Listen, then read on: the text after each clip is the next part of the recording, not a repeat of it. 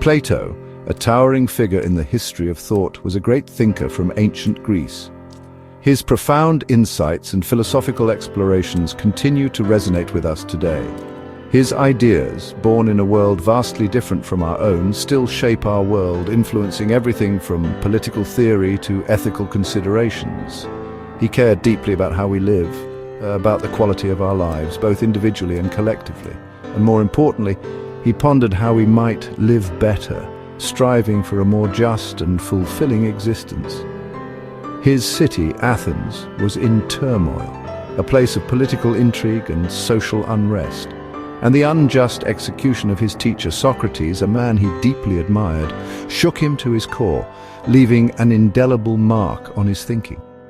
Was Plato's ambitious answer to the chaos he witnessed a response to the injustice that plagued his society? It was a blueprint, a comprehensive vision for a fairer, more harmonious society, a world where justice and virtue prevailed. He asked the fundamental question, what is justice? What does it truly mean for a society to be just? What makes a society good? What are the essential ingredients for a flourishing and ethical community? And crucially, who should govern? What qualities should leaders possess to guide a society towards the common good? These questions, posed millennia ago, matter today, perhaps even more so in our complex and rapidly changing world. They resonate whenever we see unfairness, whenever we witness injustice and inequality in our own communities and beyond, or whenever we want to improve our communities to build a more equitable and compassionate society for all. Plato invites us to think critically, to question assumptions, and to engage deeply with the challenges facing our world. It is a timeless journey, an intellectual adventure that continues to inspire and provoke thought. It's a journey into how we can live well together, how we can create a society where everyone has the opportunity to thrive. It challenges us to ask what truly matters, to examine our values and priorities in the pursuit of a meaningful life.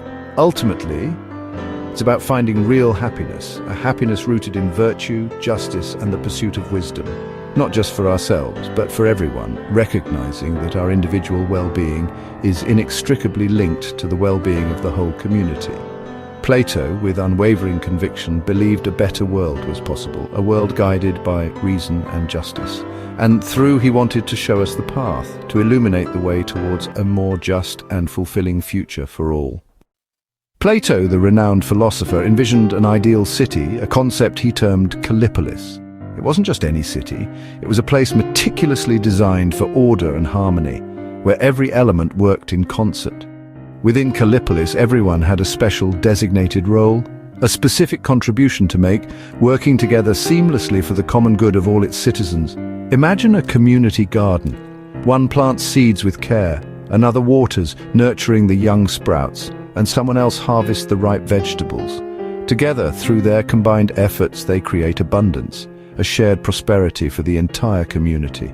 For Plato, justice wasn't just about the enforcement of laws or the meting out of punishments. It was a deep inner order, a harmonious alignment of the soul and the state, each part of the city and each individual person diligently doing their own work and doing it well, contributing to the overall excellence. Justice, in Plato's view, meant not meddling in the affairs or tasks of others, but focusing intently on your own specific role and responsibilities. Think of it like a hospital. Doctors heal the sick, nurses provide compassionate care, and cleaners diligently keep things safe and sanitary.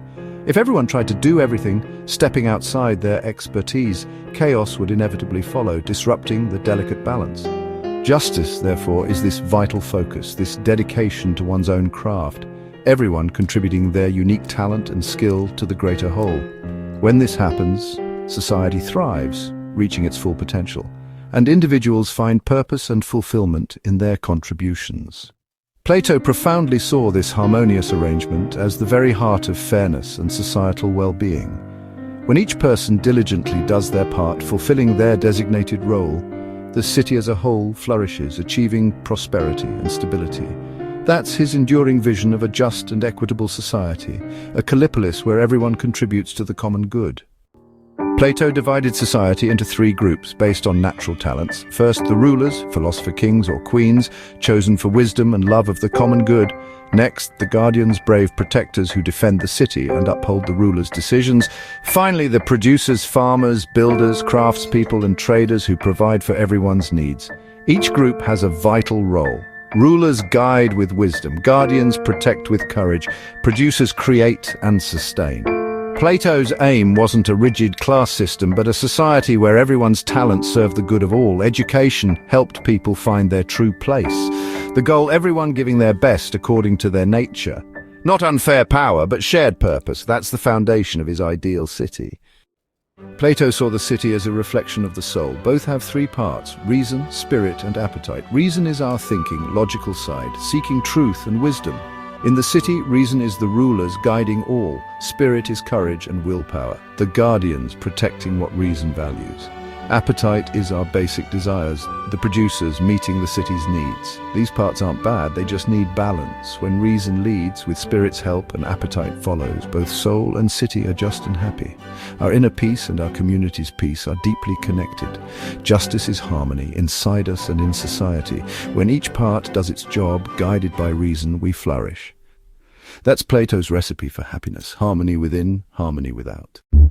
For Plato, education wasn't just a means to an end, it was the very foundation upon which a good and just society could be built.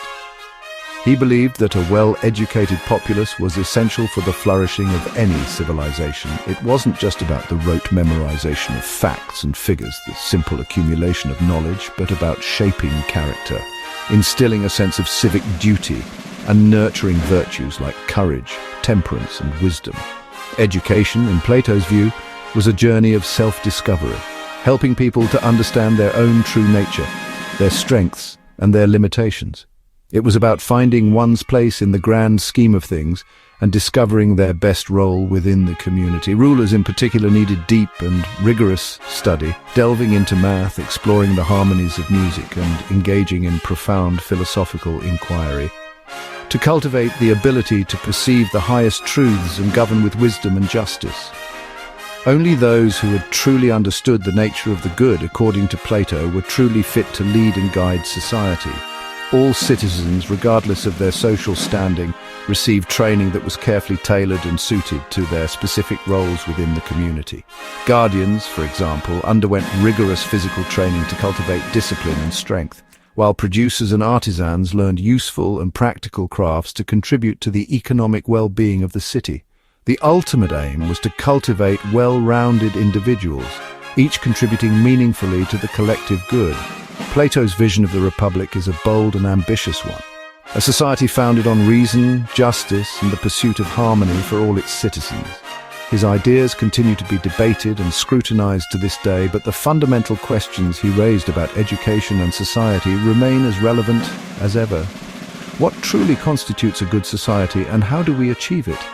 How can we learn to live better together, fostering cooperation and understanding in an increasingly complex world? And perhaps most importantly, what small step could you take today in your own life to create more harmony and understanding in the world around you?